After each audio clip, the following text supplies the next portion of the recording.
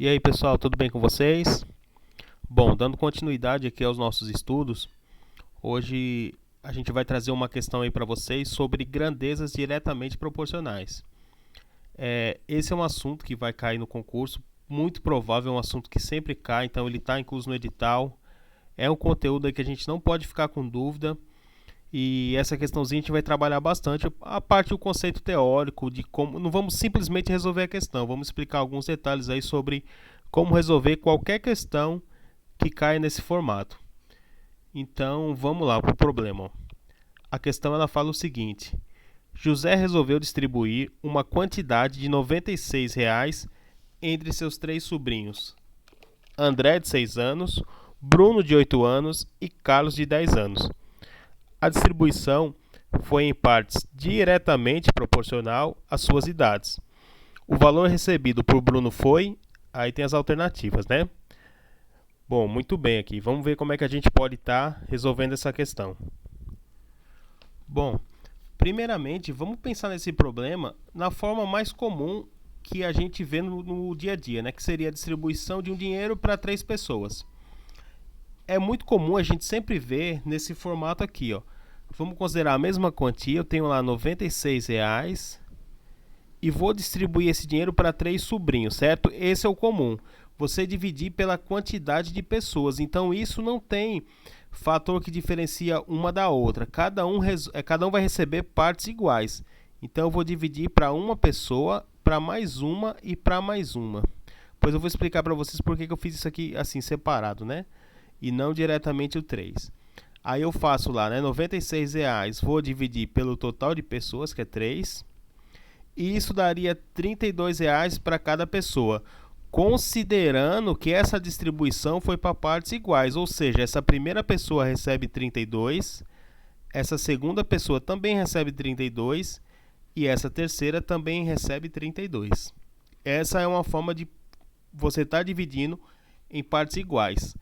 Agora, no problema, ele fala o seguinte: ó, a distribuição não foi feita assim, dessa forma, em partes iguais. Ela foi feita em partes diretamente proporcional às suas idades. Então, o que está em questão aqui não é só a quantidade de pessoas, e sim a idade de cada um deles. Então, essa idade de 6, 8 e 10 anos vai influenciar na quantia recebida. De que forma? Vamos dar uma olhada aqui, ó.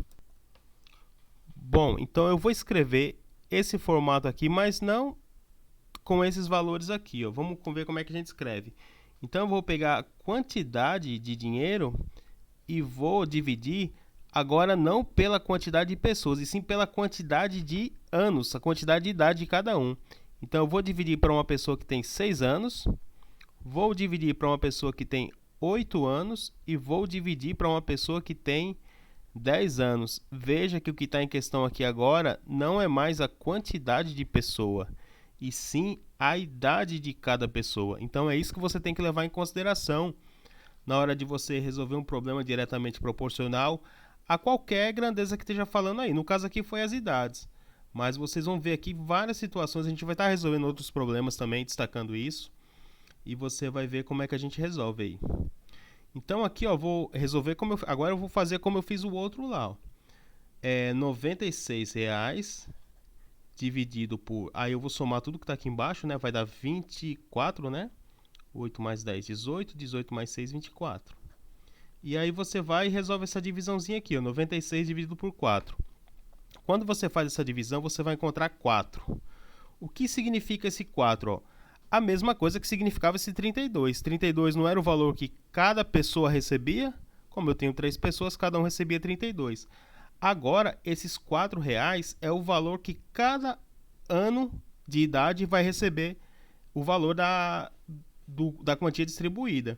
Então aqui, ó, como eu tenho 4 e essa primeira pessoa ela tem 6 anos, então ela vai receber 6 vezes esse valor aqui, ó. Ou seja, para cada ano de idade dela, ela recebe R$ 4. Então vai ser assim, ó. O primeiro lá, né, o André, ele tem 6 anos. Então, para cada ano de idade dele, ele recebe uma quantia dessa. Então, se ele tem 6 anos, ele vai receber 4 vezes 6, né? O que vai dar R$ 24. O Bruno, ele vai receber R$ 4,00 para cada ano de idade dele.